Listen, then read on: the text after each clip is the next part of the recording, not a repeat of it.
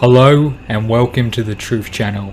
Today we'll be watching a video of Matt Damon exposing the New World Order and their lies.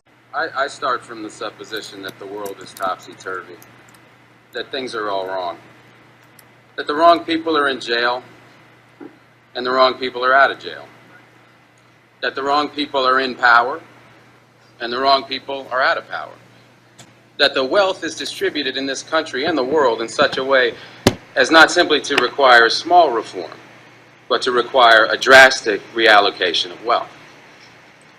I start from the supposition that we don't have to say too much about this because all we have to do is think about the state of the world today and realize that things are all upside down.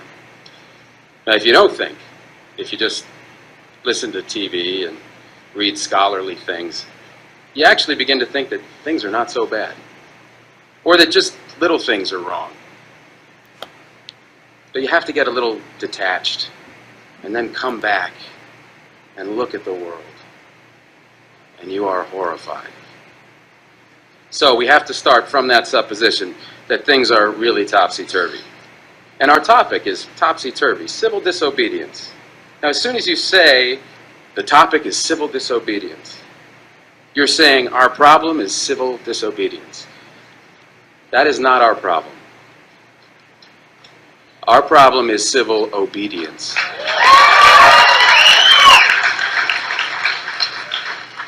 Our problem is the numbers of people all over the world who have obeyed the dictates of the leaders of their government and have gone to war.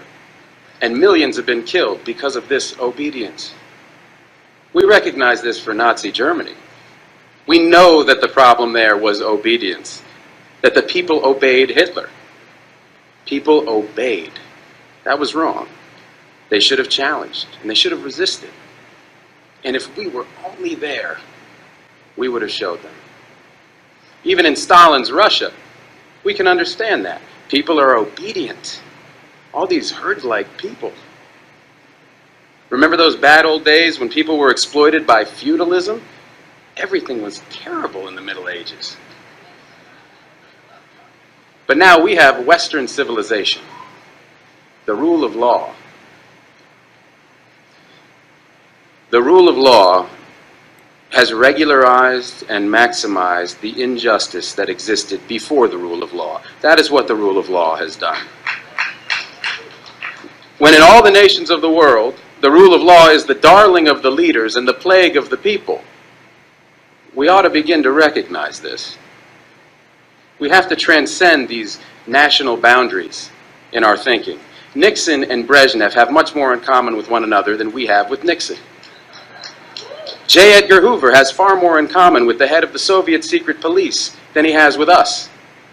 It's the international dedication to law and order that binds the leaders of all countries in a comradely bond. That's why we're always so surprised when they get together. They smile, they shake hands, they smoke cigars.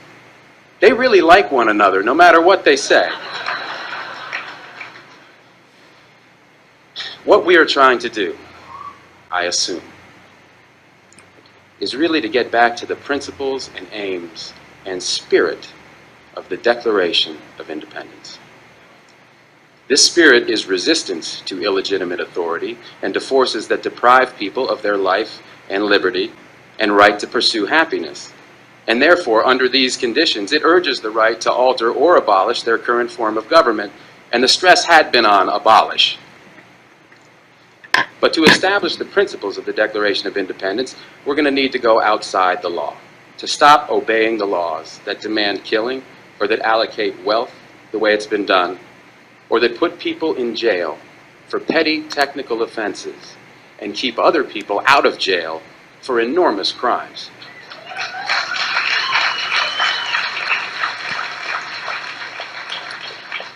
My hope is that this kind of spirit will take place not just in this country, but in other countries, because they all need it. People in all countries need the spirit of disobedience to the state, which is not a metaphysical thing, but a thing of force and wealth. And we need a kind of declaration of interdependence among people in all countries of the world who are striving for the same thing.